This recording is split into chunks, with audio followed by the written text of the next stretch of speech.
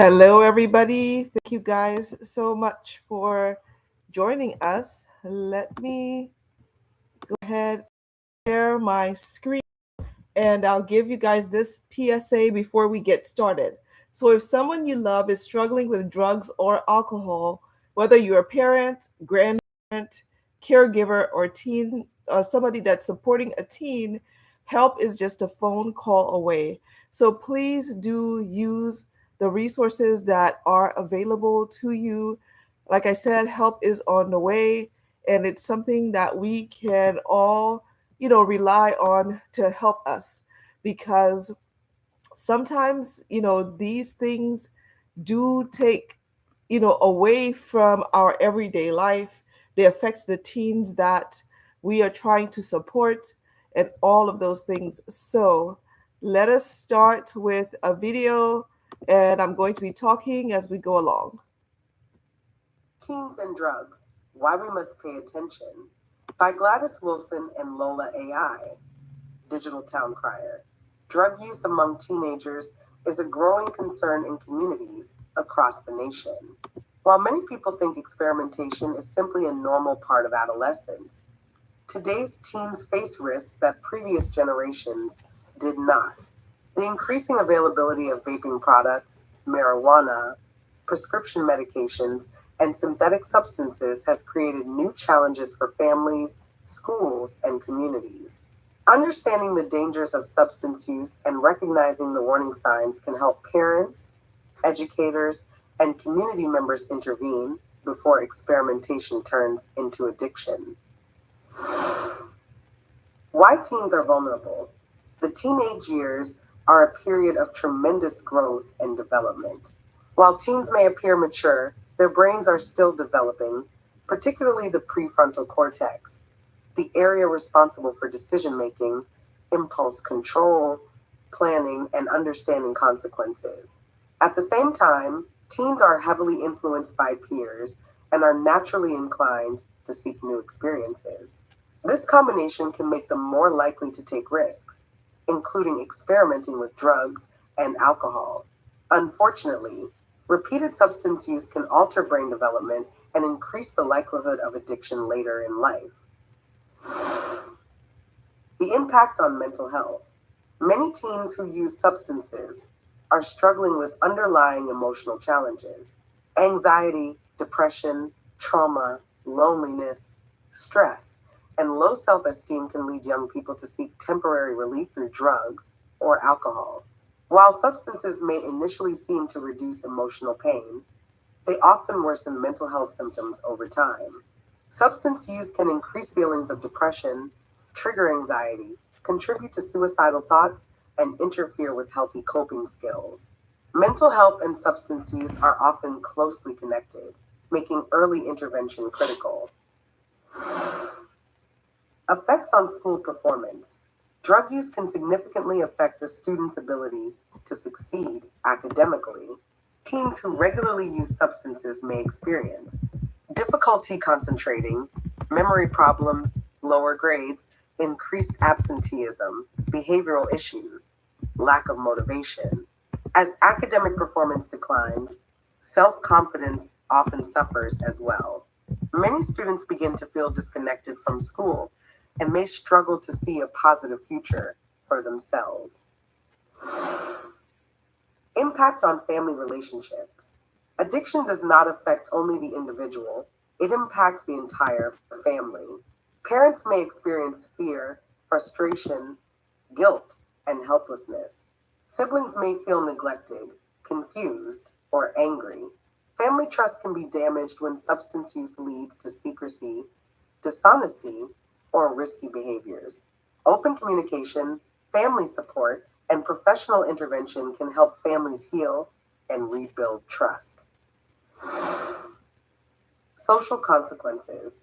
Substance use often changes a teen's social environment. Healthy friendships may be replaced by relationships centered around drug use.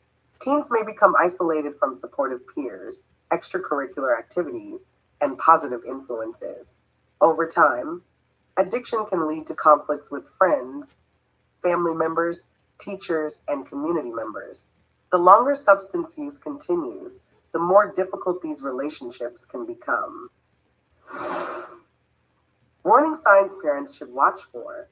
Parents should pay attention to sudden changes in behavior, including significant mood swings, increased secrecy, changes in friend groups, declining academic performance, changes in sleep habits, loss of interest in activities, unexplained financial problems, frequent illness, or fatigue.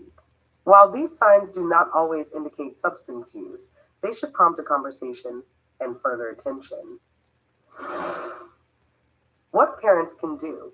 If you suspect your teen may be using drugs or alcohol, stay calm and avoid immediate judgment. Have an open and honest conversation. Listen more than you speak. Seek professional guidance if needed. Maintain clear expectations and boundaries. Stay involved in your teen's life. The goal is not punishment but support, accountability, and safety. Resources for teens and families. No family should face addiction alone. Help is available through school counselors, licensed therapists, pediatricians and healthcare providers, community mental health centers, substance abuse treatment programs, faith based support groups, youth mentoring programs. For immediate emotional support or a mental health crisis, call or text 988, the Suicide and Crisis Lifeline. A message of hope. Teen addiction is a serious issue, but it is not a hopeless one. Recovery is possible. With early intervention, professional support, family involvement, and community awareness, young people can overcome substance use challenges and build healthy, successful futures. Every conversation matters. Every act of support matters. By paying attention, staying informed, and reaching out when help is needed, we can make a difference in the lives of our teens and the future of our communities. Thank you so much, Lola, for sharing that with us. We're going to go into the interview segment and talk, do some interviews regarding this exact same thing. But yeah, it is up to all of us to be there for our teens and to show them that they too are worthy.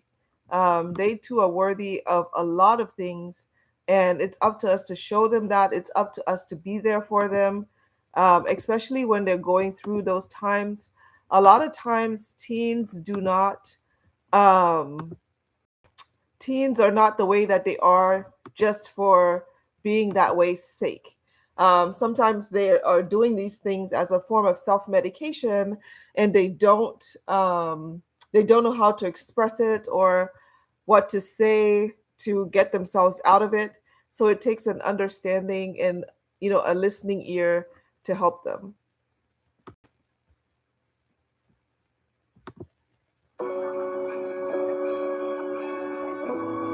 Welcome to the Digital Town Crier. Today we're talking about something every parent needs to hear. Drugs are no longer difficult for teenagers to find. From marijuana and vaping products to prescription medications and even over the counter medicines. Today's teens are surrounded by opportunities to experiment. Gladys, thank you for joining us. Thank you so much, Lola, for having me. So, parents often believe that it won't be their child, right? They always think, not my child. But today, the reality is very different. The drugs are sitting right next to your children in school.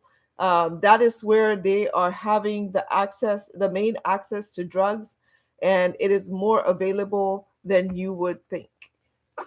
Many parents assume their children won't have access to drugs.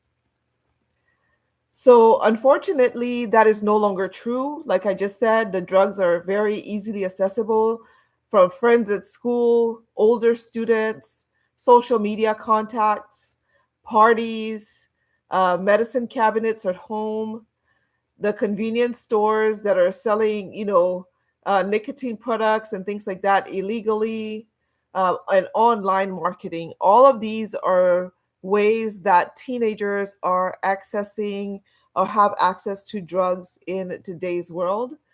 Some dangerous substances are disguised as candy, but they're actually, pills that are meant to be prescription pills. Some kids are now, taking, various over the counter medication and trying to get high and things like that from over the counter medication. So even something as simple as going to the drugstore now becomes a temptation for teens who are using drugs. The Benadryl Challenge. We've also been hearing about something called the Benadryl Challenge. What is it?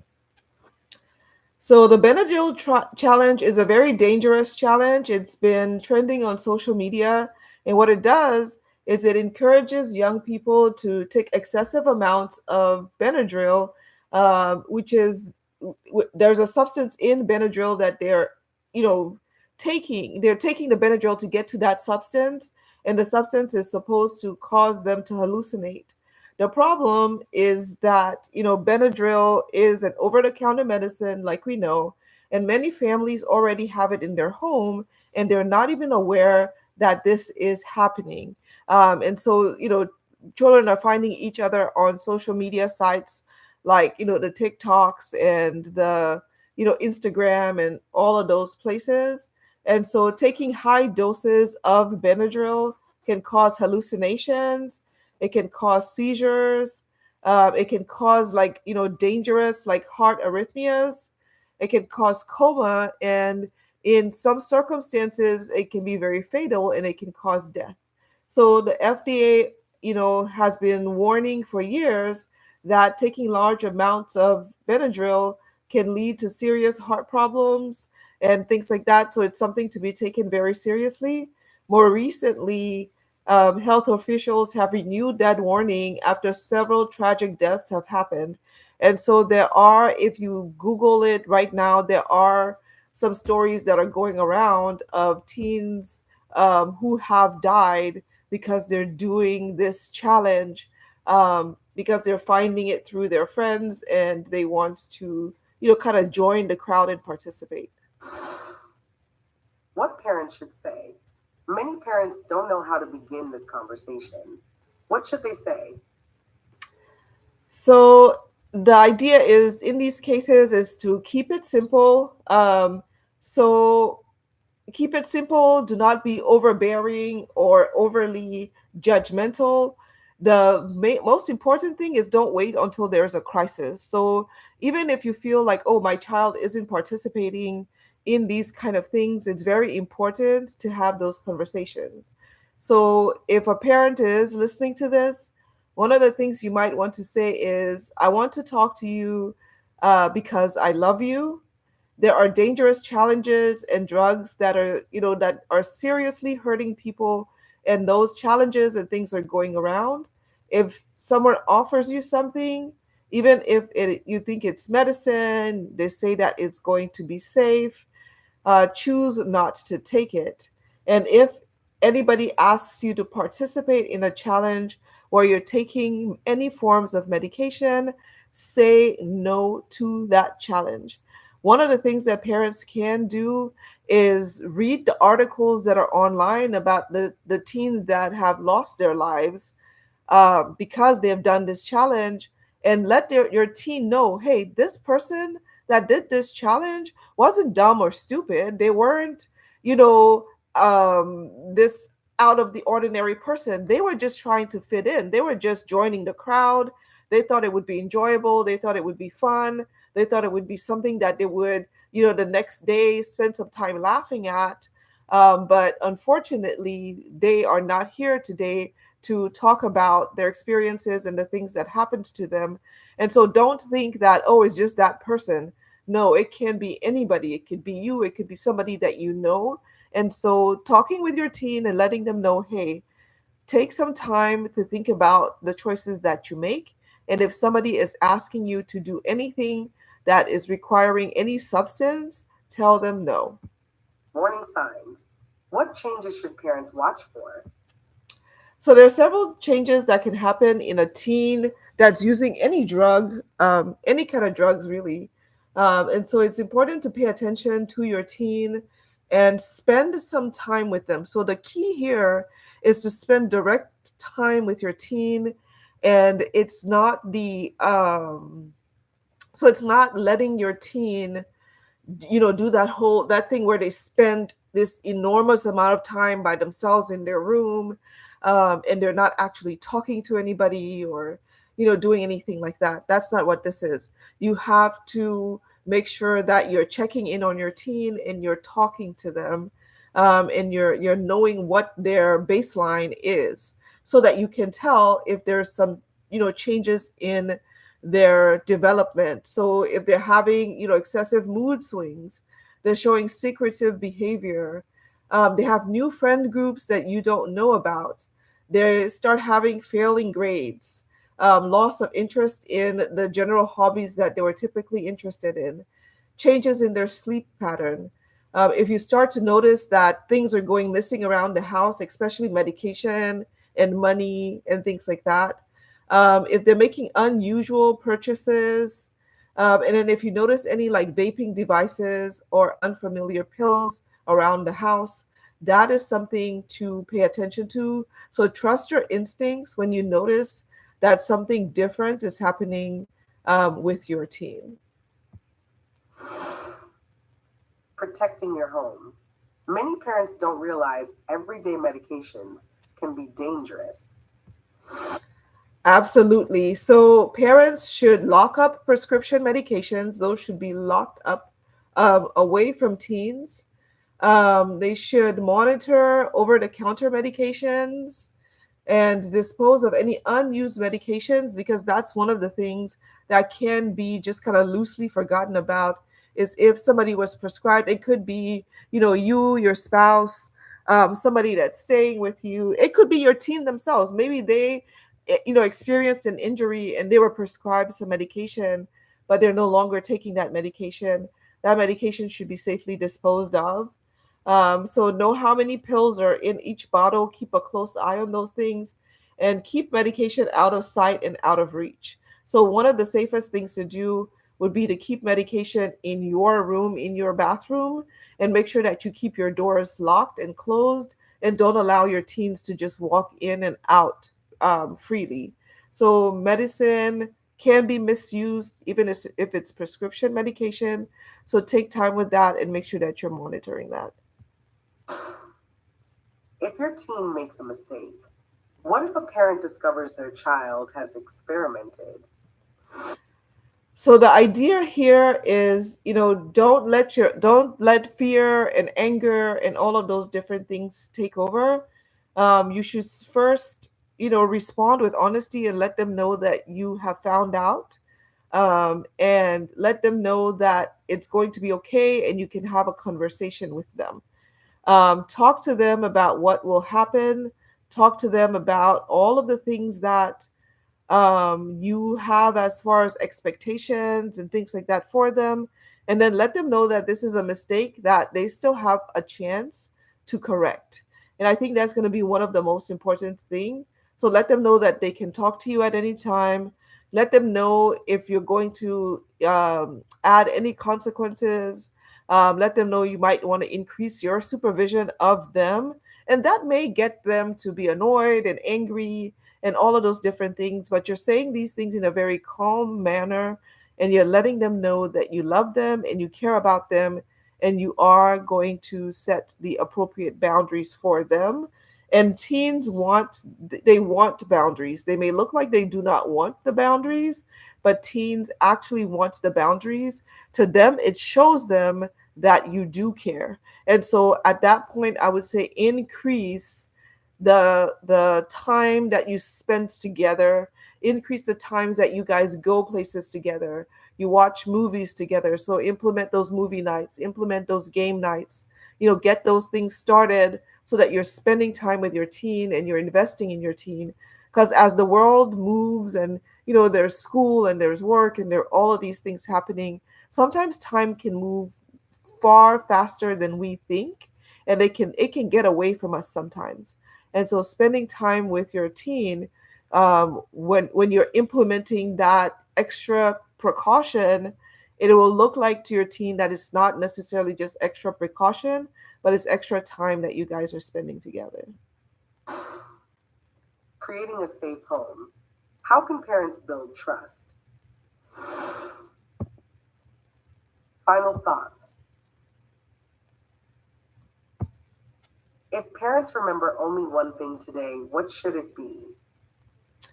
So, one of the things I would encourage parents to do is to don't assume your child knows the risks that they're taking or that are around them. So, talk to them, start talking to them right now because trust me, they know your teen knows what a vape is. Even if they've never used it, they have heard people in school talking about it, it's all over the place and things like that. So talk about it early, talk about it often. Know your children's friends, know who they are spending their time with when they're not home and they're not around you. So get to know their friends, know what's happening online. And so this is where you can get those, you can get an app that you can place on your child's phone where you can know when they're downloading any material, when somebody sends them, any text messages. Some of these apps you can put a screener. And so when certain words appear in those text messages, that can be you can get like an alert for those things. So know what your child is doing online, know what's going on with them. Monitor the medications in your home. That's also, like I said, something that's really important. Don't allow them to just keep medications in their medication cabinet. Let all the medication be in your medication cabinet and don't allow them free access to it. But most importantly, make sure that your child knows that there is nothing that they can't tell you that you guys can't work through. Now, parents, this is going to be something that means that you are in control of your emotions and you don't let your emotions get the best of you because you're going to have the conversation. You're going to set all of the limits. You're going to do all of those things.